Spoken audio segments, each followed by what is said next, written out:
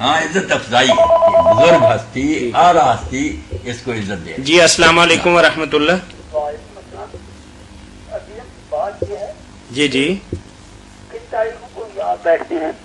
ہم ہر اتوار عصر کے بعد بیٹھتے ہیں جی. پچھلے اس بار ہم نے کیا تھا نہیں، رمضان المبارک میں ہمارا پروگرام جو ہے نا ہر روز عصر کے بعد ہوتا ہے مغرب تک، اچھا اور عام دنوں کے اندر پورا سال ہمارا پروگرام رہتا ہے عصر تا مغرب ہر اتوار. اچھا.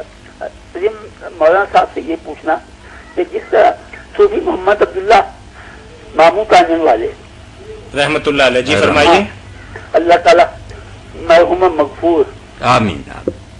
بہت نیک آدمی. ایسا مستجاب الدعوات یا ماہر عملیات تو آپ کے علم میں ہے؟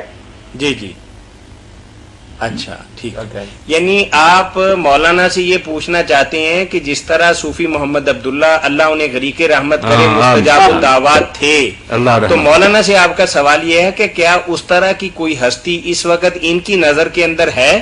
نہیں، وہ نا مستجاب الدعوات بھی تھے اور عملیات بھی ماہر تھے. جی جی بالکل. ہاں یہ بات پوچھنا. آپ ہم سے کیا پوچھ رہے ہیں اب تھوڑا وہ واضح کریں. کہ ایسا کوئی آدمی آپ کے علم میں اس وقت؟ میں بھی وہی کہہ رہا ہوں نا کہ مولانا پوچھ رہے ہیں کہ بھی جیسے صوفی محمد عبداللہ ایک مطلب مستجاب الدعوات بھی تھے اور بہت بڑے عامل بھی تھے، اللہ رحمت. تو بھائی پوچھ رہے ہیں کہ ایسے کوئی اور صاحب بھی ہیں آپ کی نظر میں؟ میرے بھائی میں تو نہیں بتا سکتا، کئی لوگوں کے بارے میں سنا کہ اللہ ان کی دعائیں قبول کرتا ہے. لوگ جاتے ہیں ان کے پاس، قاری امان اللہ صاحب کے بارے میں لوگ کہتے ہیں ایسے کچھ بزرگوں کے بارے میں، مگر اللہ جانتا. آپ صوفی صاحب کا بتایا ہوا ایک وظیفہ جو ان پر کتاب شائع ہوئی نا، صوفی محمد عبداللہ رحمۃ اللہ علیہ، مولانا محمد اسحاق بھٹی صاحب نے لکھی ہے، تو اس میں ان کے عملیات بھی لکھے ہیں. تو ایک عمل انہوں نے لکھا کہ میں بھی اس پر عمل کرتا ہوں، اور میں نے جب سے شروع کیا اللہ کے فضل سے سارے مسئلے ہو گئے حل. وہ ہے سورۃ الطلاق کی آیت جو ہے نا، دوسری کا ایک ٹکڑا اور تیسری کا ٹکڑا، وہ انہوں نے کہا 100 مرتبہ. اور یہ بٹی صاحب لکھتے ہیں کہ صوفی صاحب نے تو نہیں بتایا تھا، مگر مجھے ایک بزرگ نے بتایا کہ آپ 3 مرتبہ پہلے درود شریف پڑھا کریں، 3 مرتبہ بعد. وہ کہتے ہیں میں نے وہ درود شریف بھی شروع کر دیا. ظاہر ہے درود شریف کی بڑی برکت ہے. اب دوسری آیت کا جو ٹکڑا ہے نا 28ویں پارے میں سورہ طلاق، وہ ہے وَمَن يَتَّقِ اللَّهَ يَجْعَل لَّهُ مَخْرَجًا. آگے تیسری پھر آتی ہے پوری وَيَرْزُقْهُ مِنْ حَيْثُ لَا يَحْتَسِبُ وَمَن يَتَوَكَّلْ عَلَى اللَّهِ فَهُوَ حَسْبُهُ إِنَّ اللَّهَ بَالِغُ أَمْرِهِ قَدْ جَعَلَ اللَّهُ لِكُلِّ شَيْءٍ قَدْرًا. یہ 100 بار انہوں نے لکھا کہ صوفی صاحب کا سب سے بڑا عمل یہ تھا، اس کو وہ نہیں چھوڑتے تھے. ظاہر بات ہے حضرت ابو ذر رضی اللہ عنہ کے بارے میں نے پڑھا کہ وہ کہتے ہیں قرآن کی ایک ہی آیت کافی اگر لوگ اس پر عمل کر لیں. یہ کتنی مرتبہ؟ 100 مرتبہ. 100 مرتبہ. مولانا نے فرمایا جی دوبارہ آپ دیکھ لیجئے سورہ طلاق ہے جی، اس کی 28ویں پارے میں. تو 28ویں پارے کی سورہ طلاق میں آیت نمبر 2 تھوڑی سی اور بقایا تیسری پوری اور دوسری کا آخری حصہ جی. اور اس کو پڑھنا ہے آپ نے 100 دفعہ. درود شریف پڑھنا 3 مرتبہ پہلے، 3 مرتبہ بعد.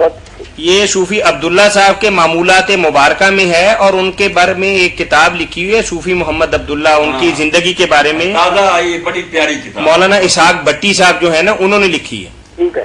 میرے بھائی نے محنت کر کے ان کے سارے حالات لکھے ہیں، ان کی قربانیاں اور دین کی خدمات سب بیان کی ہے. السلام علیکم. اللہ ان پر وعلیکم السلام. جنت میں بلند درجہ. یہ کس کام کے لیے مولانا؟ ہر کام کے. یہ ہر کام اور ہر مشکل کے لیے مولانا نے ایک وظیفہ بتایا ہے. ہمارے بہن بھائی جو آپ سن رہے ہیں میں ان کے لیے دوبارہ دہرائے دیتا ہوں. سورہ طلاق 28ویں پارے کے اندر اس کی آیت نمبر 2 کا کچھ حصہ اور تیسری پوری اور آیت یہ یہاں سے شروع ہوتی ہے جی وَمَن يَتَّقِ اللَّهَ يَجْعَل لَّهُ مَخْرَجًا وَيَرْزُقْهُ مِنْ حَيْثُ لَا يَحْتَسِبُ وَمَن يَتَوَكَّلْ عَلَى اللَّهِ فَهُوَ حَسْبُهُ إِنَّ اللَّهَ بَالِغُ أَمْرِهِ قَدْ جَعَلَ اللَّهُ لِكُلِّ شَيْءٍ قَدْرًا.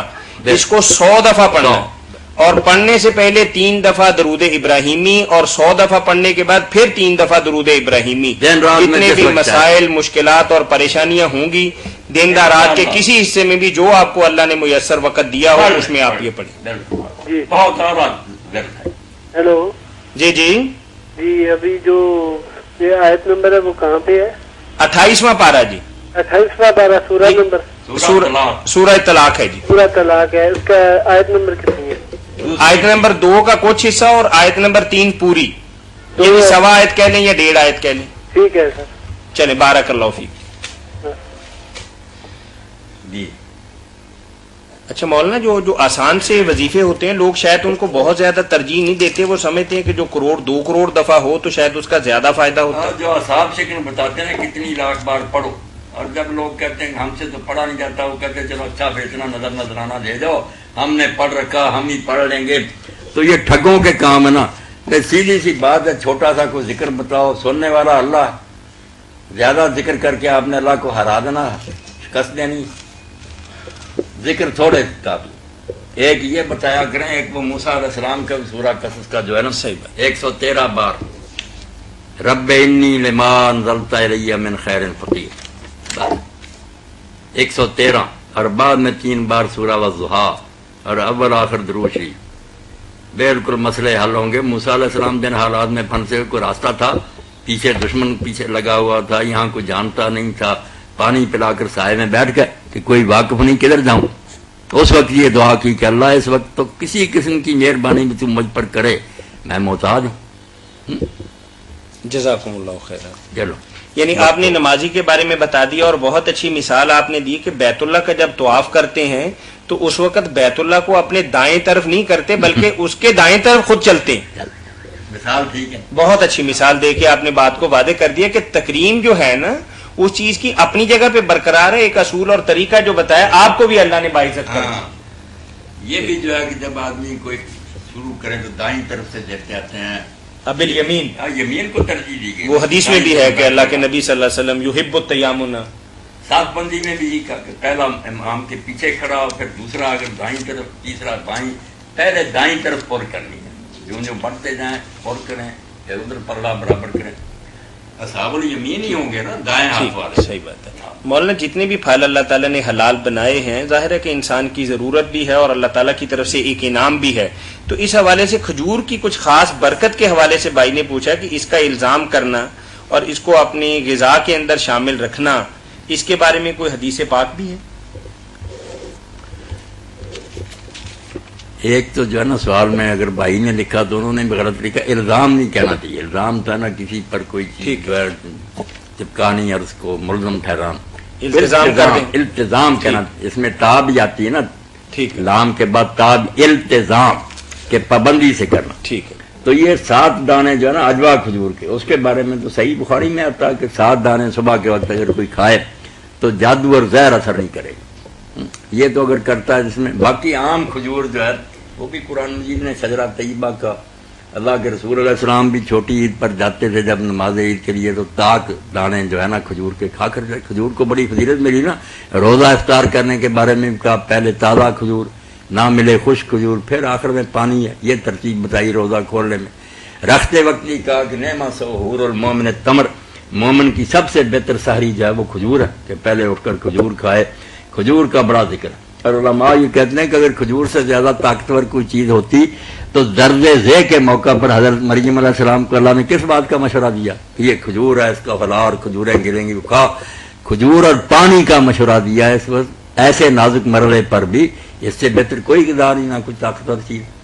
اچھا مولانا، جیسے زمزم جو ہے وہ مکہ کے علاوہ کہیں نہیں ہو سکتا، تو اسی طریقے سے کیا اجوا کھجور مدینہ منورہ کے علاوہ کہیں کاشت نہیں ہو سکتی؟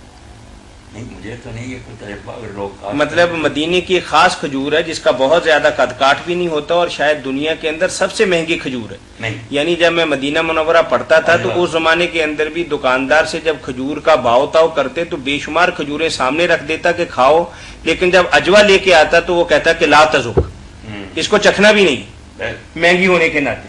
تو میں یہ سوال یہ کر رہا ہوں کہ وہ خاص قسم کا بیج ہے جو صرف مدینہ منورہ ہی کے اندر ہوتا ہے، تو باہر آ کے وہ اجوا نہیں رہتی. میں یہ پوچھ رہا ہوں اگر آپ کے علم نہیں، میرے علم میں نہیں. آپ تو پوچھیں نا کہ وہ